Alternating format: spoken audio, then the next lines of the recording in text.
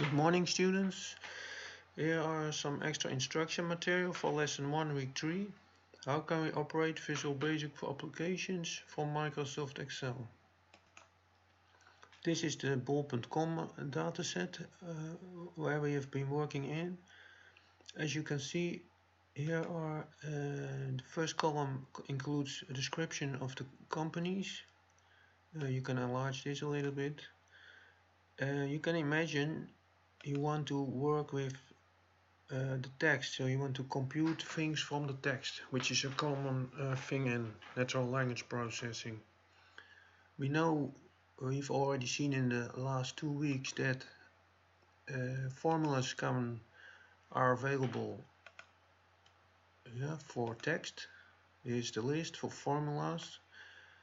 However, you can imagine that you want to do more customized, more complicated things, and that not everything can be done with these formulas. Then Visual Basic for application comes in handy. You can define your own formula that is tuned to the application you want to provide. Let's first see how you have to start up Visual Basic for applications. First good thing to do is to step to the options on the File tab. There you go to Customize ribbon. You check Developer. That makes an extra label here, which comes in very handy. Here you can link on Visual Basic, and then you see there is actually a developer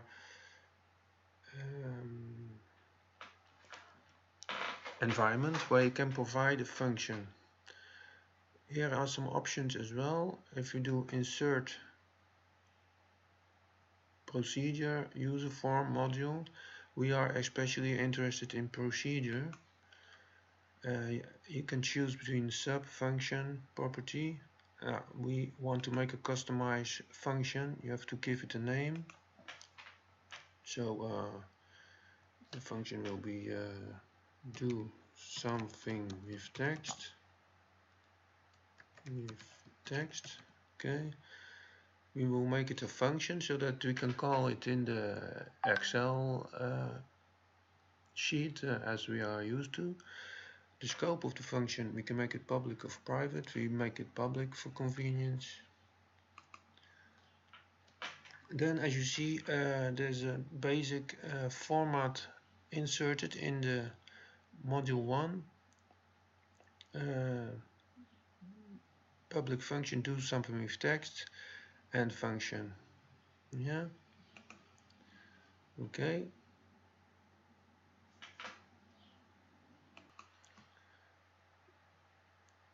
So this is our first customized function, do something with text.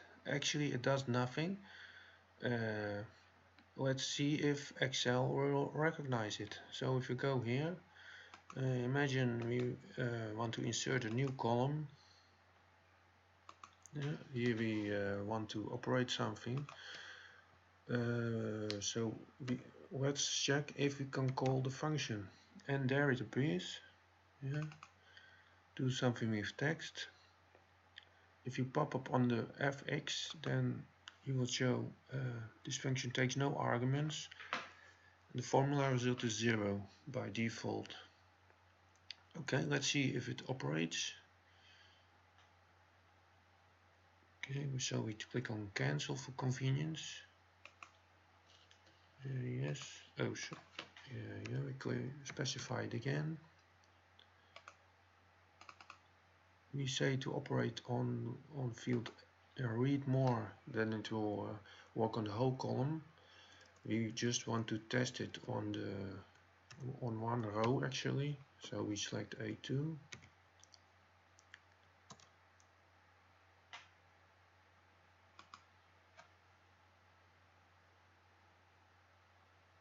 And then it shows not a value.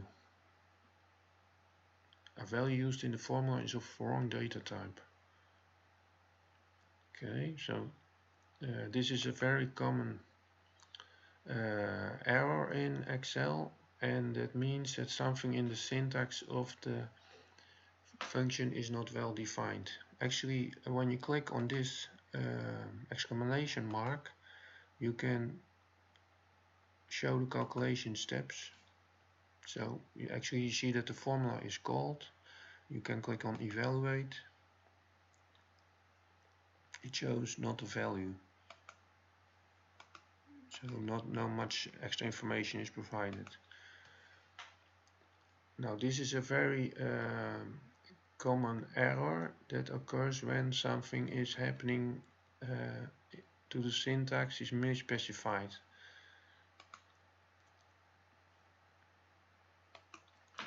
So let us examine what happens here. As you can see from the formula call, there is a cell specified A5. If you remove that cell and operate again, as you see, it takes a little bit of time to run the formula, because it's run for all the companies in the bol.com dataset, which are thousands of companies. So Excel is freezing a little bit, so we have to wait.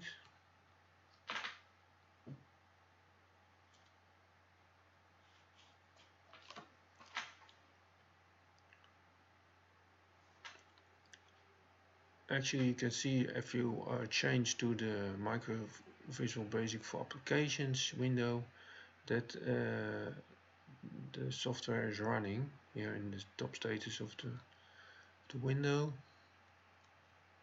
Actually, if you operate it now, then the default 0 is provided. Yeah.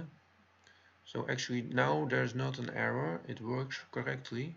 However, if you call the function with a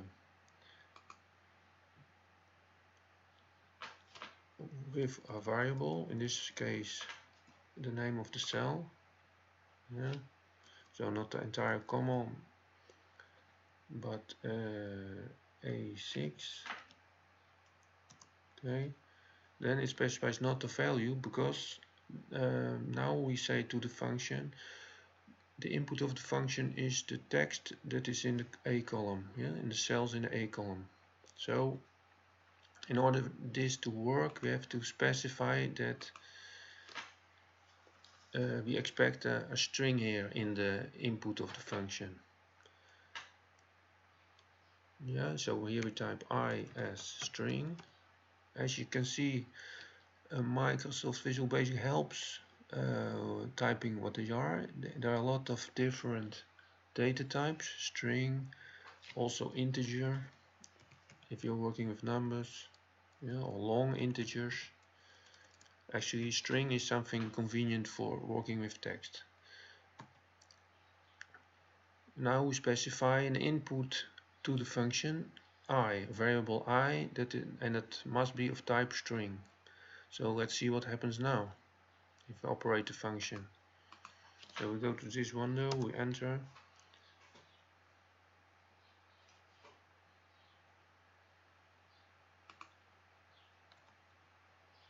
You have to wait because it freezes a little bit. And then we see that the formula works correctly again. It's running.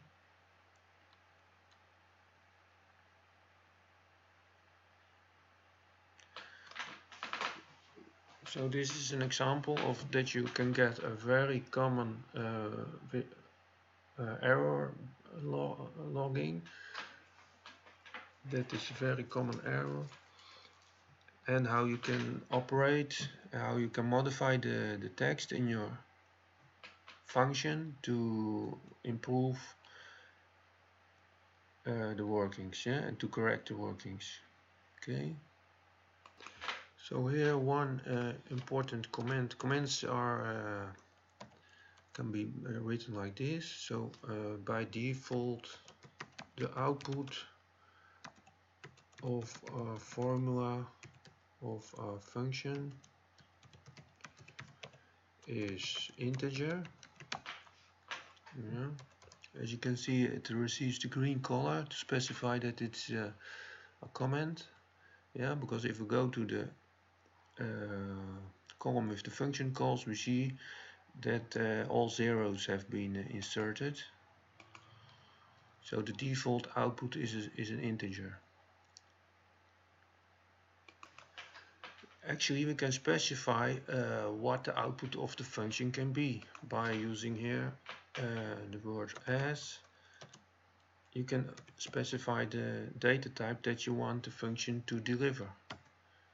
So if we change this, then we specify explicitly that the function input to the function is a string, which is a variable I, and the output of the function is an integer. One very interesting thing what we can do in Visual Basic is to call breakpoints. So if you click in this bar here, then a circle appears. Yes, and then if we run the application again, so we go to the Excel. Okay. Then it stops here, and now it's operating, and now we can specify the I, and if you hover on the I, you see actually the value of the variable. So here you can see that vary is verkopen bij bob.com is actually the value that is read in, which is correct. It's also in the A4 cell, as you can see. So now we've set up a tool that is ready to work on strings. As you can imagine, a lot of different functions can be implemented that work on text. If you Google on the text, then here is one reference of Excel functions, which is a nice list. If you look at the string text functions, you can see some functions are the worksheet functions, which is indicated in the parentheses. Worksheet functions like concatenate that we've seen in a previous lesson, find. Other functions are VBA functions, which we haven't seen until now. But you can imagine that in VBA there are much more functions available than in the standard Excel formula ribbon. Yes, and here you can take a look what functions you can use directly in VBA. Okay, of course there are many lists of functions that are common in Visual Basic for applications. What also is very handy is a list of data types. Well, for our convenience we can limit ourselves to strings, integers, and then everything can be made workable. Okay, now imagine that you want to do something with the text. Okay, so we have to stop this. As you can scroll through the different data entries.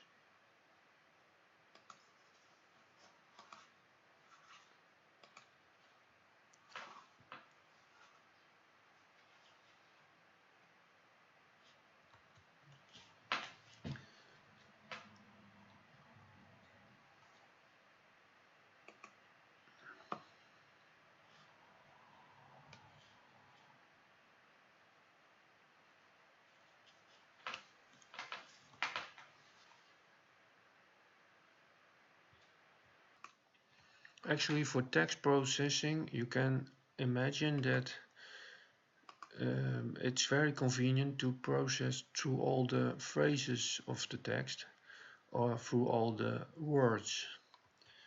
So if you look at this reference, for example, which functions are provided in Visual Basic for applications, then one interesting function can be perhaps the split function, which is not available in the worksheet formula bar, but it's available in the VBA installation. Actually, the split function will split a string into substrings based on a delimiter. If you go to the examples, then if you operate split tag on the net, you will get as a result actually all the separate words in the phrase. This is a handy tool that can be valuable for text processing. So let's experiment on that.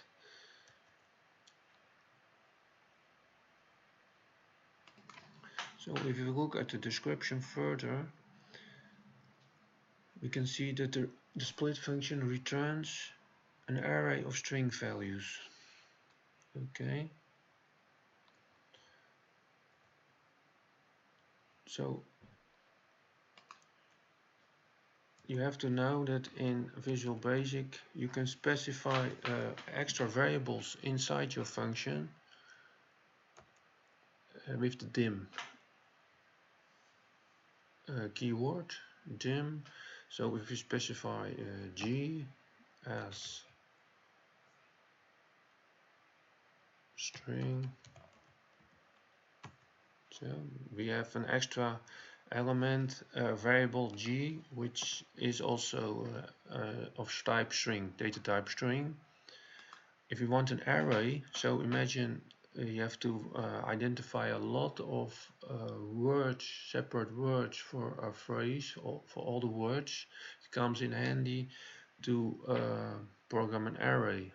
An array is indicated by parentheses behind the variable. Yes, okay. Now we can operate the split. So we say J, which is the array, is filled by splitting all the words in the text, which is the Y. Okay, it's accepted. As you can see, it applies some auto formatting. And if we now stop on this again, and we run the function, we can specify what's the Y and what's the G, and we expect the G to be filled with separate words. Okay. So imagine there will be words from welcome to retourneren. So let's call this one. Okay, it stops. We hover on top of the I. Okay, that's the text we expect. We hover on top of the G. The G is not ready for inspection. The I is showing this one. The G. Actually, there's an extra way of seeing the values of the variables. If you specify the variable and you do the right mouse button, then you will see add watch. You say OK. Then here an extra window appears, which comes in handy. We do that for the G as well. We say add watch. OK. And now the G appears with a plus because it's an array. And now we can see actually that the split function has separated the whole phrase of words into separate words. And each word is set as an element of the array. As you can see, it goes through 100 in this text, example text. The last word is, as you expect, retourneren with exclamation mark. Everything is data typed as a string. It starts counting at 0, which is important. Some programming languages can start in 1. So here it starts in 0 and it goes to 100. So we have 101 words in the phrase I. Okay, that's handy. Well, as you can see, we have all kind of values. 0. Actually, we want to return the function something that makes sense. So why not let our function return the size of the array? That is actually meaning the number of words in the phrase. That can be handy. Okay, let's see if that is possible. Yeah, let it run out. So see if it's finished. Let's wait until it's finished.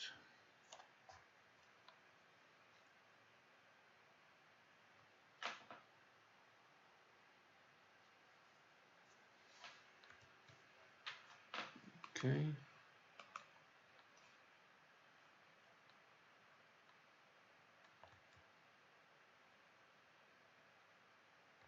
Yeah, let's wait until it's finished.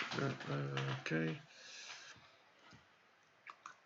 Oh, when you have an array, so G is an array, you can specify the size of the array with two functions, which is called upbound and lowerbound. So we have to specify an extra variable, which is the size as an integer. It can be an integer or a long integer as well. And then we say size is equal to the upper bound of the array, that is G, minus the lower bound of the array, which is also G. Now the upper bound in our example was 100, the lower bound was in our example 0. So we have 100 elements, is 100 minus 0 is 100. However, we have to add an extra element because we start counting at 0 and not at 1. Okay. Now we've calculated the size. Now we want to give the function back the size. Okay.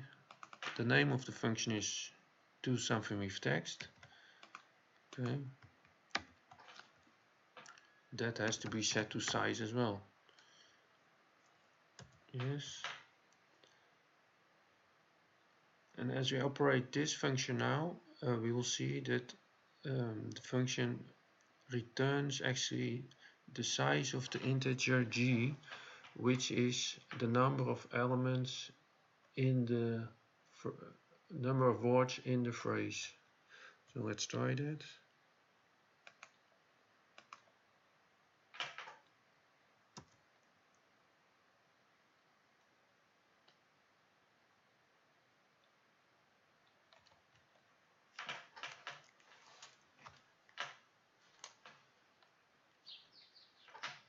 As you can see, it's running a little bit because for every phrase in the A column it is specifying all the words, it's identifying all the arrays and calculating the upper and the lower bounds, so the size of the array.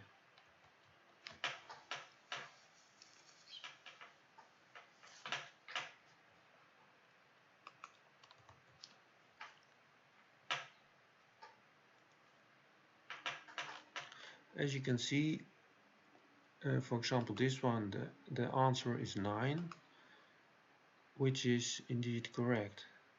Okay, here the answer is 5, which is more or less correct. The dashes are not really words, of course, but it's a first layout, it's working. So this is an example of how the function can be word to process all the words in a phrase. Okay, let's now modify the function a little bit. We do not want the number of words in the cell, in the description of company, but we want to check if one word is equal to book in the cell. So how can we modify that? Okay.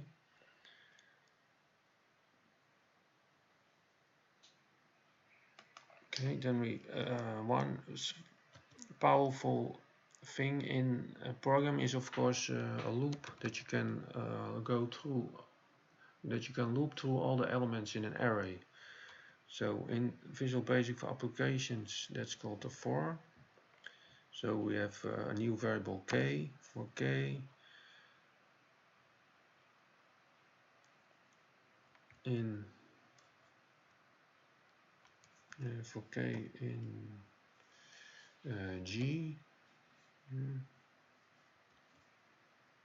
Oh, that's an error. So how is a for identified in Visual Basic for applications? So we go to the to Google how the for must be indexed. What is the syntax of a for in Visual Basic?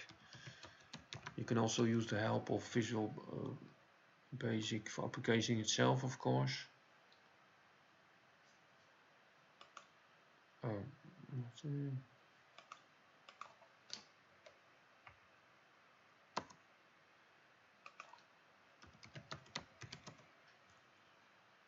Excel Visual Basic for applications loop for next and for each in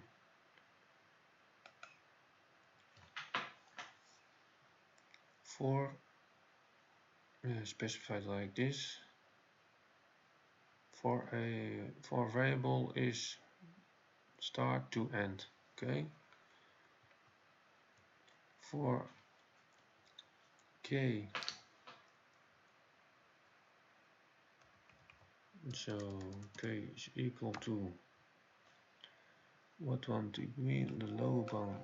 No, we want a lower bound of g, but also lower bound to the upper bound of g.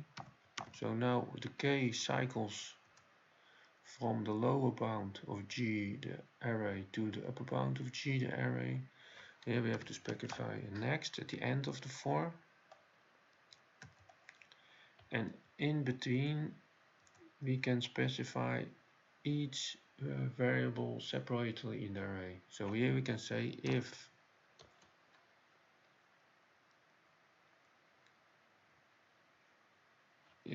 g index k is equal to book,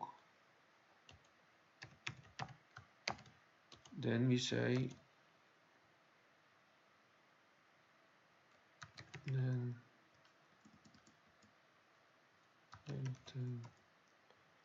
and if, so this is the syntax of the for and the if, which is always most powerful in all programming languages. Then we say book present is true. Yes. And by default, book present is not equal to true, is equal to false. So now we have to identify the new variables that we used in the programming. So we have a k as an integer. Okay. We have book present as a boolean. Okay, and what do we have more? The g we already had.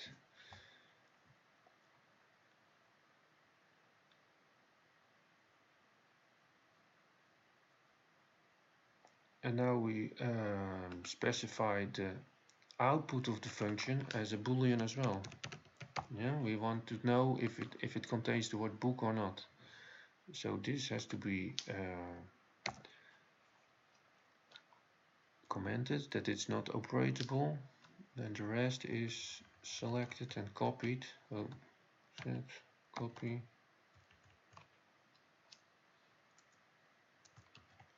Do something with text is book present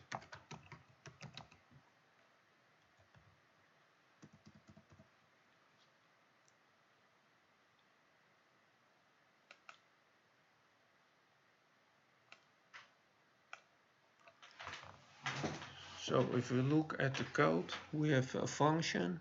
Now it returns a boolean, so it can be either true or false. We still have the array, but we now programmed this code here. So we specify do something with text as book present. Book present is initially false. It becomes true when one of the entries in the array is equal to book. So what do we do in the loop 4? We loop with a variable k as an index to the lower bound of the array and the upper bound. And so with the index we can specify every element in the array with gk and check if its value is equal to book. So if it's equal to book, then we specify book present is true.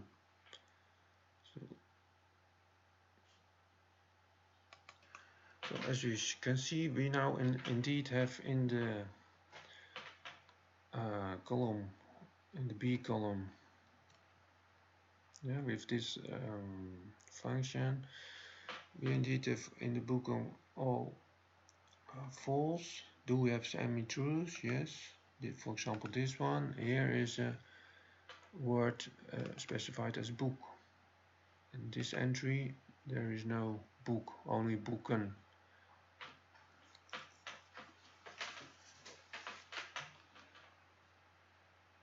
Okay, if we actually filter and look on the number of entities that are in the book, have a book, then we see that there are 407 of 46,000 records do have the word book inside the text. So this is an example of how you can do advanced processing on words in Visual Basic for applications. Hope that this helps. Of course there will be a lot of questions. We will have time to answer them. Okay. Success, good luck, bye bye.